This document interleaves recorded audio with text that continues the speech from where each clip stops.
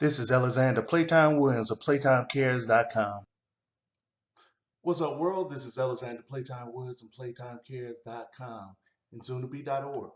This is my Raw recap. I'm a week behind, still catching up from the NFL draft. Excellent experience, but I got to get back to what I do. I do my wrestling recap every week.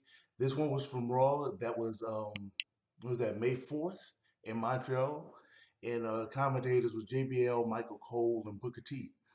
Um, they started off with They started off the whole thing with Randy Orton going to the ring, and he pretty much was talking about that he was going to win the triple threat match at the new pay-per-view Payback. And then Reigns' music hit the ring, and then he said, "Nah, it ain't gonna go down like that.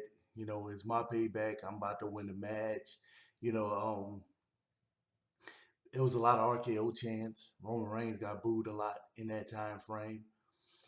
But then something actually happened. While Roman Reigns and Randy Orton were comparing accolades about who accomplished more, who did what to each other, the New Day actually came out and interrupted them. That is when I knew that finally the Raw writers, the WWE writers, actually decided to think outside the box and actually provide a good show. This Raw was actually an excellent show. The New Day interrupted, said it was doing too much negativity, in that, hey, look, we're the current champs. We're the only champs that's outside right now. Kane wants us to deliver a message.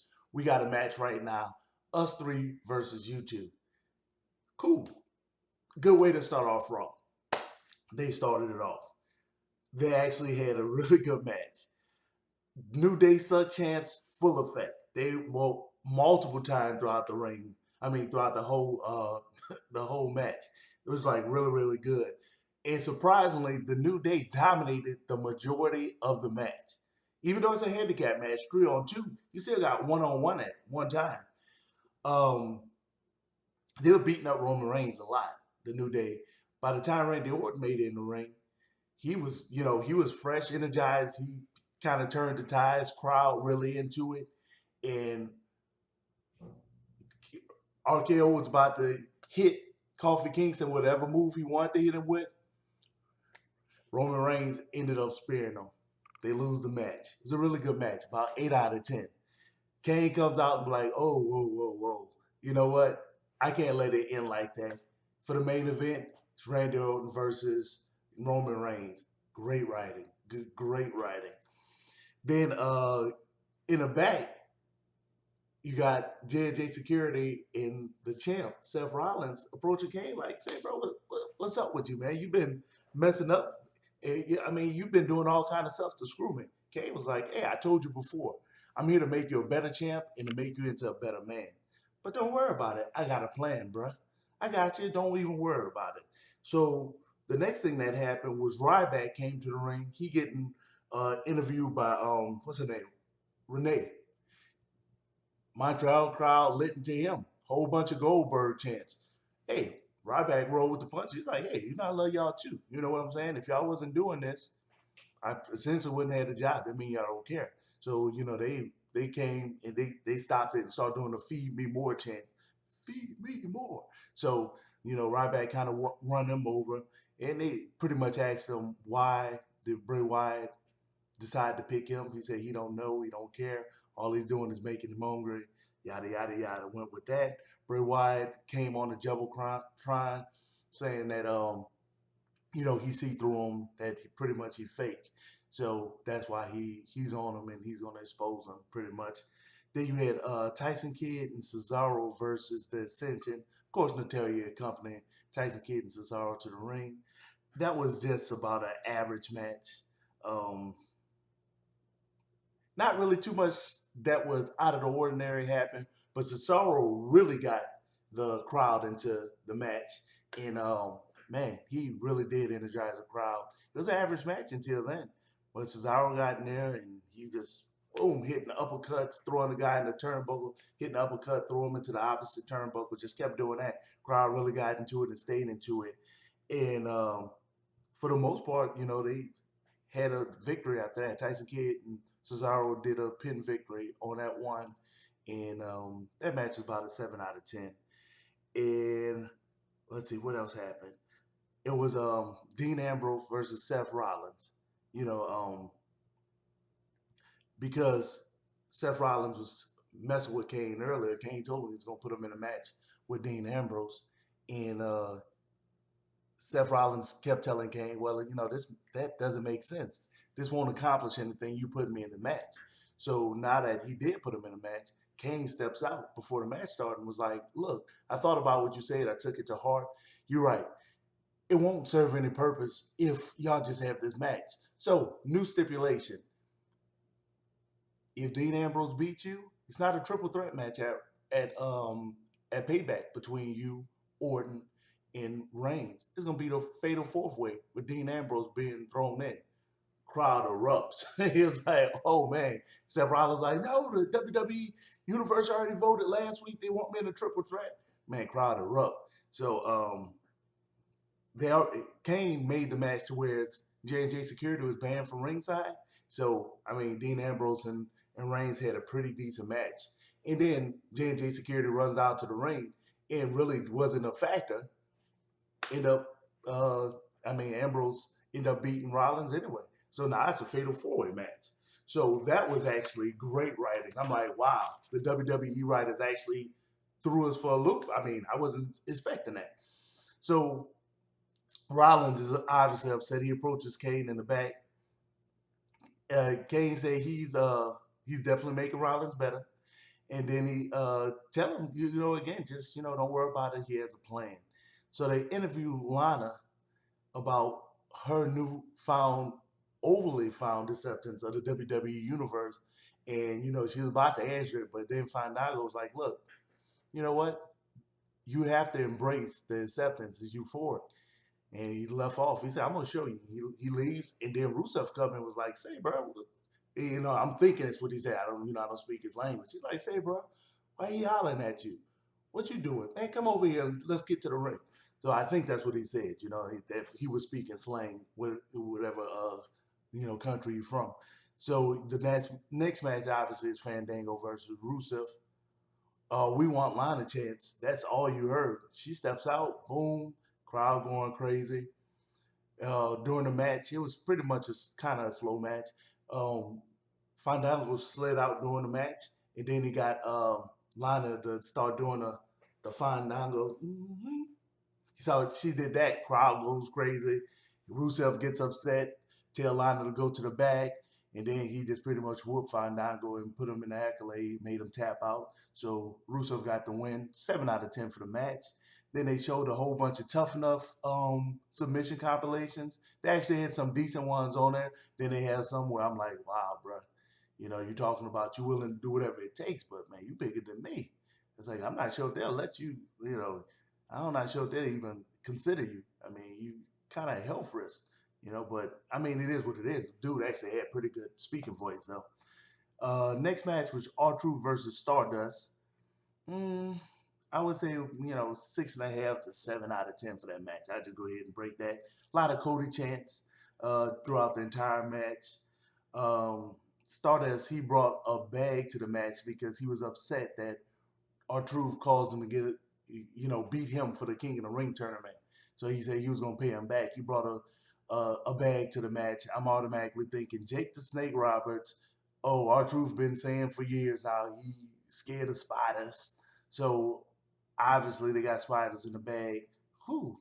I'm like, man, WWE writers, man, y'all could have made that a little bit. Either put it at the beginning, kind of early in the show or something. That's predictable.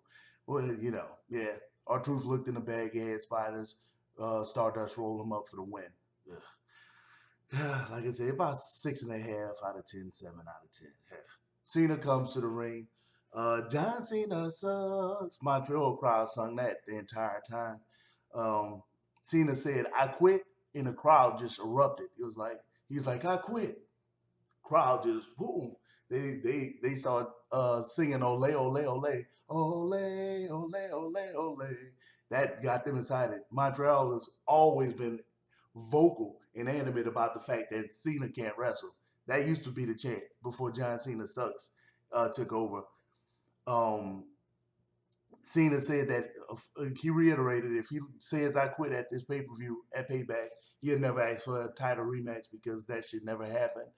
Um, he issued out the open challenge and Bret Hart music hits. I'm like, wow, okay, good writing. I was like, but Bret Hart, he's a lot older now, and he abuses his body a lot in the wrestling ring. So I know he's not about to have a full match with Cena. So Bret Hart grabs the mic and say, "Hey, I want to introduce to you this guy," and then Heath Slater music hit. One man band. He comes down and he talking about he getting tired of getting screwed out of his U.S. Title championship opportunity, and he tired of people attacking him from behind. So Bret Hart takes the microphone, pop him in his face in the front. He rolls out the ring. Bret Hart continued to talk. He said that he was introducing a local, a Montreal person that actually was a pretty good guy in NXT. What was his guy name? Sami Zayn. Sami Zayn. Crowd just go nuts. So you got your U.S. title match, the John Cena Open U.S. title Open Challenge. Sami Zayn versus John Cena. I'm going to go on record and say this. Me, PlayTime. John Cena had a good match. This was actually a very entertaining match. It was 8 out of 10. Why? Because Sami Zayn is actually a really good wrestler. Not sure if it was in the script or if it actually happened, but John Cena did a backdrop on Sami Zayn. Sami Zayn grabbed his shoulder. Medical staff came, checked on him while he was in the corner. He pushed him away. He's like, look, I'm gonna continue. He kept favoring that shoulder the entire match. Did not stop him from leaping over the top rope and crashing into Cena on the outside. I mean, he had a really slick move where he jumped through the side of the ring around the turnbuckle and crashed into Cena. I mean, the guy, Sami Zayn, can actually wrestle, and he's very entertaining. One thing that I thought was great writing, I'm giving y'all kudos this week, WWE writers. He actually kicked out of John Cena's finishing move. So John Cena actually had to do 2 finishing moves in a row in order to pin Zayn. And Zayn actually knocked some of his finishing moves from NXT on Cena and got to 2.5 counts, which had the stands crazy. It was a great match. John Cena and Sami Zayn had a great match probably because of Sami Zayn, but hey, I'm gonna give kudos where kudos are due. It actually was a good match. And let's see, you had Nikki and Brie Bella heading to the ring. They're supposed to have a match with somebody, Naomi and Tamia. No, what's her name? Tamina, not Tamia. Thinking a stranger in the house, Canadian as well, but no, Tamina. Jimmy Superfly Snooker's daughter. Um, they attacked the Bella twins and pretty much destroyed them on the outside. They never even let them get to the ring. They just beat them. Like the new Naomi look, like just everything. I hope she joined the New Day, and take the belt. That'd be awesome. Let's see what they brought out King Barrett since he won the King of the Ring tournament, and he had a match. Him and Sheamus versus Neville and Dolph Ziggler. Um, Decent match, but they're getting predictable with the stuff because once again you need the cruiserweight division. I mean, Neville's kind of limited on what he can do, so he's doing the same routine every time that he wrestles. So I mean, long story short, it's about a 7 out of 10 match because it was actually really predictable and you actually saw all of the stuff before. So it's like, um, Bad News Barrett ended up hitting the bull hammer on Neville when he was doing one of his high flying moves. Just caught him in the air, caught him with the bull hammer elbow, got the pin victory over him. Like I said, about 7 out of 10. Then you go to your main event, which is Roman Reigns versus RKO, Randy Orton. And pretty much before they started the match, the Authority, J&J Security, Seth Rollins, Kane, shirtless, came down to the ring. So you pretty much knew Kane was going to get involved. That's pretty predictable match too. Decent match overall. The Authority decided to get in and just start beating up on both of them. And of course, since you added in a new person into the match for Payback, what happens? He comes out and saves the day. Dean Ambrose comes down, saves the day. They clear the ring out. Everybody except Seth Rollins. Seth Rollins gets the spear from Roman Reigns, and then Randy Orton RKO's Roman Reigns, and then Dean Ambrose does the dirty deeds, his finishing move on Randy Orton. So that's how Raw ended. It was really good overall. They had a couple of moments, but it was a good match. I mean, it was a good show overall. I'm glad that the WWE writers stepped outside their comfort zone for a little bit and made some things not unpredictable. They slipped back in their ways, made a couple of matches predictable, but it is what it is. Follow me on everything. It's always Playtime Cares. You know, that's always it. Playtime Cares. Got a donation button. You want me to go somewhere, do all that? Hey, you can bring me there. I do that type of stuff. You want me to eat somewhere? Let me know. Comment on everything. That's how I roll. Thank you for watching. Sorry that it's late. I'm trying to get on track today.